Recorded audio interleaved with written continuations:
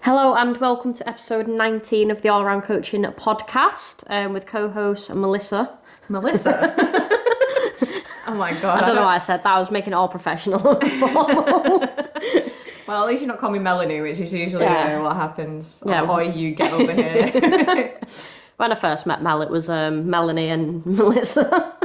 Yeah, you wouldn't be the first person, I'm sure you won't be the last that's called me Melanie if you thought that, that was my name.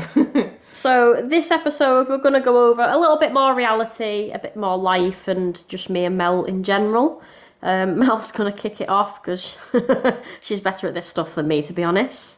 Yeah, I mean, we're just trying to do a bit of a bite-sized one, to be honest. I've completely been honest because I think we've said it about 8 times in the beginning of this intro. Just purely down to the fact that we don't want to be so heavy and preachy to you guys, like who are 1 or 2 listeners that tune in every week. Just basically talking around the reality of. I mean, we've been together now 2 months, and I think something that we wanted to pull upon was. I mean, I've certainly found it difficult keeping on track of things. You naturally fall into the headspace of dating or being in a relationship, and I think it almost felt a little bit disingenuous for us to sit here and try and pretend that we're still smashing the shit out of it at the gym and we're still keeping on track of things. And obviously, you know, we try and give you guys enough education and enough kind of insight into how to better yourselves, like physically and mentally. And it'd just be wrong of us to kind of sit here and say that we haven't struggled ourselves. Yeah, I think like the whole routine and structure just went completely out the window. It was like a whirlwind when we actually came out and got together anyway. And then both of us, our entire routines were flipped up, and then we decided that dating was going to be centered around eating out. Probably I definitely think I drank a bit more, and it didn't agree with me. Like physique was slipping away, mindset was slipping, and I just kind of lost that structure, control. And I've even in the past couple of weeks, I'd say it's been the most overwhelming and stressful because we've kind of let things go a little bit, but we are a little bit more back on track now, and we feel better for it. Yeah, we've taken the foot off the gas. Well and truly is probably the best analogy, isn't it? Yeah. I mean, the first weekend that we'd kind of started seeing each other, like we were out in Manchester, probably had a lot more than what we would have done drinking, so less mindful. The week after, we were then back in town again, probably on such a short span. I think I've had more of a social life in the last 2 months than what I've had for the last 3 years. But yeah, a lot more eating. Like, should we just go? Should we just go here, or should we just go there, or should we just because we're dating and we just wanted to. We still want to keep things exciting, keep things in that kind of like nice little honeymoon period, which I know you actually hate the sounds of. Yeah.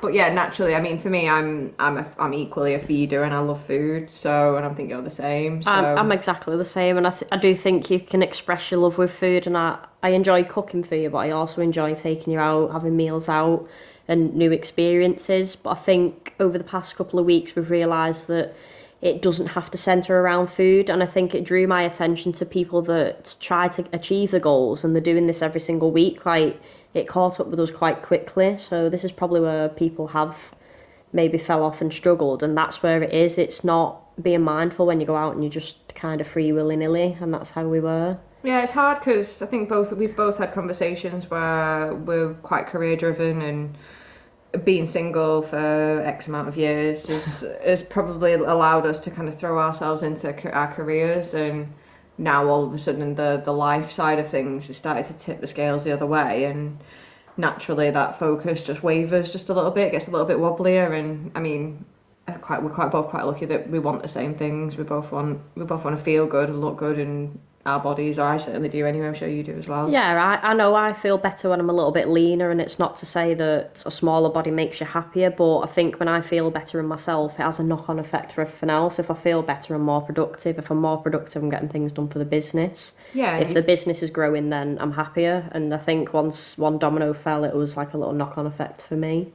Yeah, we've both had like mini meltdowns between the two of us. I don't know absolutely. if that's there's two quite highly emotional women living under the same roof now or not. But yeah, I think the emotional breakdown energy is kind of circulating between the two of us. I think pass that potato. I said to you, like, it's nice to actually have that support, because I think in the past I'd have just kept that going and simmering away a little bit, plodding on. But for me, I think I've lived my entire life saying no and living by my gym routine or my career, and I like that little break, and the balance with you has been nice, and actually having fun and enjoying life, and now actually proving that we can have that structure, we can enjoy life, and isn't centered around food and alcohol as much, and we've got a little bit more of a direction, and we understand each other, having lived together every single day for the past 2 months. Yeah, I mean, you did leave me for Harry Potter World at one point. I left Mel for a whole 3 days to go Harry Potter World for Laura's birthday present. That took about fucking months to get it out and booked. I actually booked it in January, and we went in August last weekend. I think it was then where we'd probably felt, both of us, it had caught up with us, where I think, you said you felt like your body confidence had probably slipped a little bit, and I certainly felt like when I was doing my check-in photos, I was like, oh God, I don't feel like as I'm on track as what I was previously. But I think it's just naturally, I think we talked about that perfection element a lot on our podcast, and you can't always have perfect, and sometimes you've got to allow things to take over sometimes, but also recognise when actually no, it's time to get back onto the swing of things. Yeah, and I think it's good that we've recognised that, pulled it back, and obviously it is easy to carry on, but we generally don't, or I don't feel comfortable being a little bit bigger, because I know I'm 5'2", so I don't get away with it. Yeah, and I think naturally in the start I've been in relationships where you do just feed each other, and before you know it, 6 months has passed and you're both ballooned up. Like, it's not good for anybody. That it certainly doesn't improve your sex drive. It doesn't improve your relationship, your dating. Like the whole routine goes out the window, and it certainly doesn't help your career either. Like you said, no one wants a fat coach. This isn't to say that if you are a coach that is on the larger side, you're not a good one, but for me, I love to practice what I preach, and I do advocate that. I can't instruct my clients to do something then if I'm not doing it myself. Like, I just feel like a fraud, and that's just me personally. That's just my perception and my opinion. Obviously not everyone is like that, but yeah, I do. I want to look, Sorry. I want to look good and feel good. Like, Mel's not coming back on a podcast now, because now she's coughed on it. Yeah, sorry, that's the first time I've ever coughed in 19 episodes, to be fair. Oh, right, okay. A tapping was before that, and then a drinking.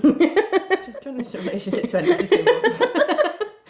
I mean, it's been my longest one. Gone the Tinder days, and well, I got banned on that anyway. And then gone the Hinge days. I found my lobster anyway.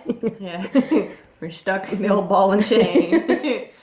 Oh no, it's been really nice though. Like, I know we said that we keep things quite short and lean, and yeah, it's just nice to like got to 2 months, and yeah, the routine's kind of wavered a little bit, but I think we've both said that now it's probably time to not rein it in as such, but focus a little bit more on dates that allow us to go out for walks and to do more activity-based things. That It makes you use your imagination a little bit more, and I think the dates that we have had, like, it's brought us closer. Like, we've enjoyed things that we haven't done. The exhibition was a new one for me, but I love that, and obviously that's your geeky side. The aquasphereing, maybe not so much, because that honestly, I keep laughing to myself, but it was traumatic. Yeah, it wasn't nice. But it does, like, if you are dating or you get into the dating world, like, just think it doesn't have to be like evolved around food. You don't have to drink yourself silly. You can do things outside of that. And I think it'd be nice to get a little jar together and just put random dates in and pick it out, a little bit of spontaneity. Yeah. And it's going to keep us on track for our goals, because we decided that we're going to join in with 42 Elites, and we've got a holiday.